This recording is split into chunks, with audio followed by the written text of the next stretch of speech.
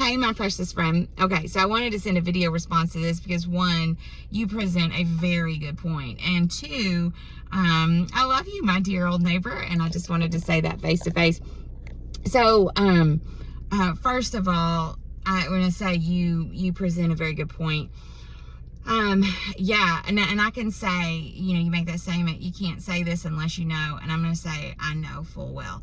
I can't say I understand everybody's position, the reason for not going to church, but I have some emotional, spiritual, and physical reasons that I've struggled to be in church. And a lot of it has to do with church hurt, and it's that body of the people, the bride of Christ, like complex, tough to deal with, and sometimes we say and do things that are just hard and hurtful, and so it's hard to be there. So I've known that specific place. I've also known the physical struggle. Menopause, girl, that has given me so many what feel like valid reasons of depression and anxiety to stay home, and it's just not true. And then there's just been other things that we could go on days about. But what I come to, and why I believe your point is so good and valid, is, again, there are times when you do need to back up and say, is the church I'm at, is it spiritually sound? Is this really where I need to be? Or could it be that the church is sound, but there are some interpersonal difficulties that we've got to decide if this is where we belong? One of the things I picked up on in school that made so much sense to me that I had not paid attention to for a long time is there are different cultures within churches. The theology may be wonderful. The programs can be fantastic. But there's a culture that is different, and you've got to decide if this is where the Lord will have you be. And there's just some basic petty stuff that we go through that's no reason to change a church.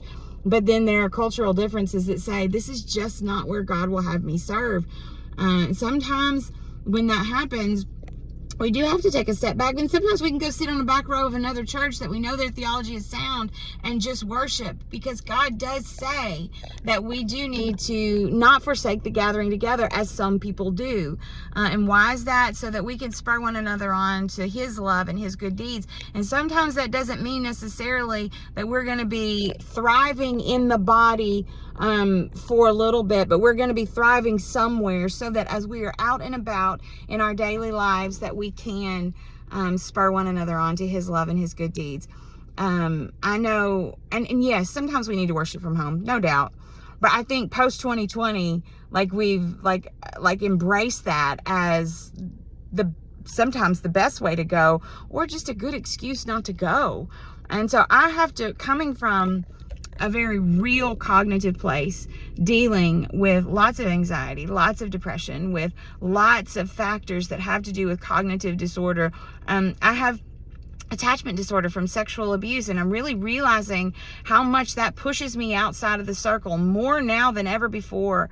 And I really have to deal with that. I had dealt in the past 3 years, and I don't use this loosely because there are people who deal with this way more than me, but I started to battle with agoraphobia, and not wanting to leave the house at all, because Satan wants us to be isolated.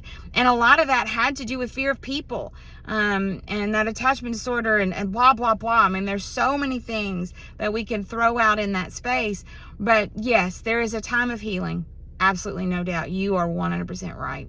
And there are also patterns and seasons of choices that we make that are measures of protection, and lack of trust in God, and knowing that He is going to protect us in that space, that He's called us together in that. And so that's where a lot of my drive comes from, in saying there are facts and there are truths, and we have to examine those facts, and we have to put it up against the truth of Scripture and say, okay, Lord, have you called me into this space? And recognizing God calls people into